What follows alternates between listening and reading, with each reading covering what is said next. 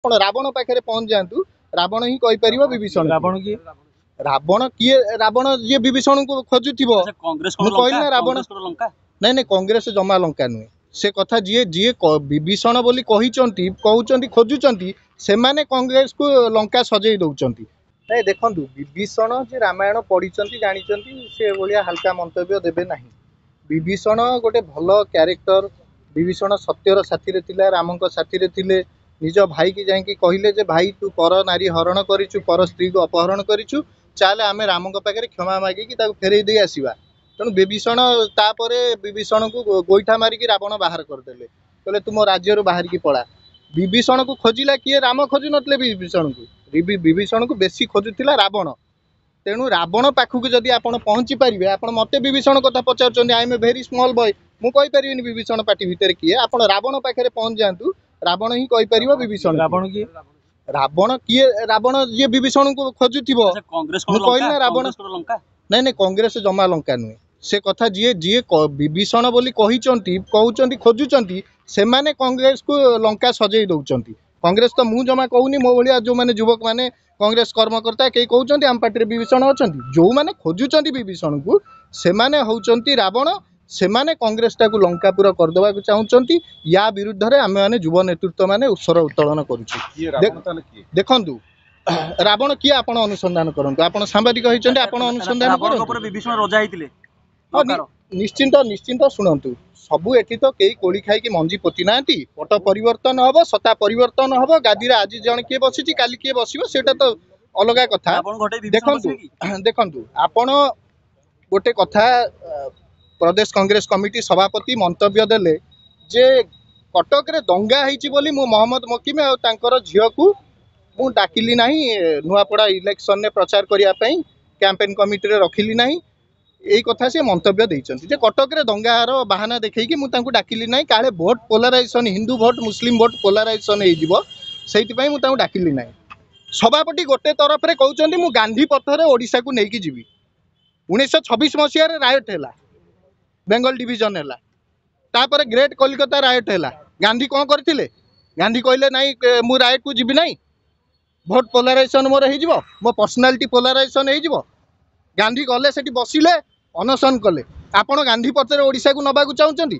ଆପଣ ଏଇ ଗାନ୍ଧୀ ବୁଝିଛନ୍ତି? କ'ଣ ଗାନ୍ଧୀ ପଥରେ ନେବାକୁ ଚାହୁଁଛନ୍ତି ନା ଗଡ଼ସେ ପଥରେ ନେବାକୁ ଚାହୁଁଛନ୍ତି ଓଡ଼ିଶା?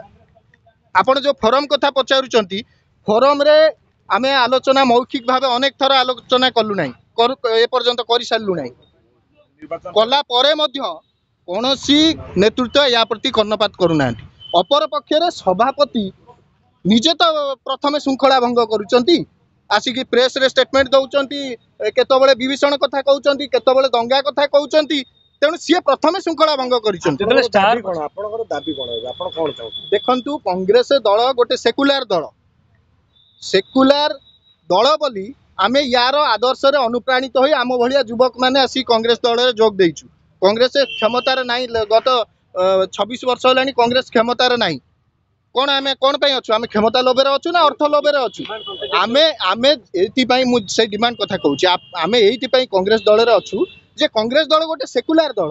ଯଦି କଂଗ୍ରେସ ଦଳର ସେକୁଲାରିଜିମ ବିରୁଦ୍ଧରେ ନିଜେ ସଭାପତି କହିଛନ୍ତି ଯେ ଦଙ୍ଗା ପାଇଁ ମହମ୍ମଦ ମକିମକୁ ତାଙ୍କ ଝିଅକୁ ଡାକିଲି ନାହିଁ, ତୁରନ୍ତ ସଭାପତି ପୁଣି ଯେମିତି ମିଡିଆରେ କହିଥିଲେ ସେମିତି ସର୍ବସମ୍ମୁଖରେ କ୍ଷମା ପ୍ରାର୍ଥନା କରନ୍ତୁ, ୟା ପାଇଁ ପ୍ରାୟଶ୍ଚିତ କରନ୍ତୁ। ଏଇଟା ହେଉଛି ପ୍ରଥମ ଦାବି।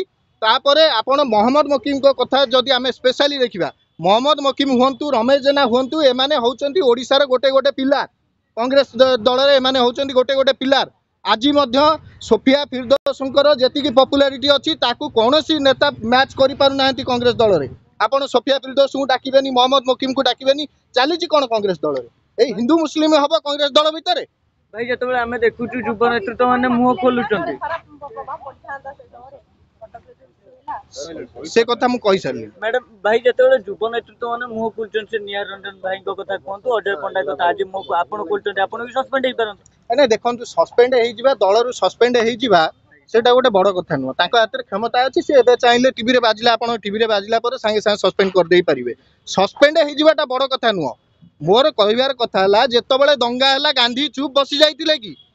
आमे गांधी कथा कहते आमे मुह खोलवानी केमती प्रतिवाद करवानी केमती सस्पेंड भयर आमे प्रतिवाद करवानी आज जदि मु आरंभ करुच्ची काली मो भाया हजार हजार युवक माने कांग्रेस कर्मकर्ता माने मुह खोलिबे सेटा आवश्यकता अछि कांग्रेस दल स्ट्रीमलाइन होबार आवश्यकता अछि निजे सभापति बाय बातुल कथा कहले केमती हबो तले जे मुह खोलिबो ताकू सस्पेंड करिवे सब हां सस्पेंड कर दियंतु वर्तमान 70 भाग 80 भाग लोक मुह खोलुचंती काहा को करिवे कर दउ नांती एई जने तो सैटिस्फाइड नांती तांकर जो दंगा प्रसंग रे विभीषण प्रसंग रे केई तो सैटिस्फाइड नांती अनेक लोक कथा होउचंती हम सहित केई तो सैटिस्फाइड नांती कांग्रेस कर्मकर्ता माने जे सभापति जा कहउचन ठीक बोली विभीषण जो कहले तथा माने कोन सभापति रावण नहीं नहीं पीसी सभापति मु रावण कहू नै सेटा आपन कहू आपण टिके सांबादिक हिसाब रे तर्जमा करंतु किए हेतिबो आपण पाइबे मु जमा पीसी सभापति दाई करंदी नै सेति पई नहीं मु तो आरंभ सही कथा कहली विभीषण को सबुठारु अधिक खोजंती किए ना रावण तेणु जी विभीषण खोजुचंती से रावण हेते आपण रावण पाखरे पहुंचंती से कहि देबे विभीषण रावण रही शत्रु विभीषण काहारी शत्रु नुह विभीषण सत्यर साथी विभीषण काहारी शत्रु नुहे विभीषण रावण को भल उपदेश देइतले से जमा रावण कर शत्रु नुह आपण सेटा भूल इंटरप्रेट करछन काली निरंजन पटनायक भी कहिछन कौन कहले आज्ञा नहीं देखंतु रावण अछि बोली तो विभीषण उपाख्यान आरंभ होईची तेणु सेहिति पई रावणर चर्चाटा जोर धरुची रावण को प्रथमे फाइंड आउट करबा दरकार प्रथमे रावण पाली सरिला परे तापर विभीषण किए जना पड़िबा जदि आपण विभीषण को आपण मान जो खोजुचनी मते प्रश्न कले विभीषण किए बोली सेहिति पई मु कहली आपण रावण पाखरे आगे पहुंची जान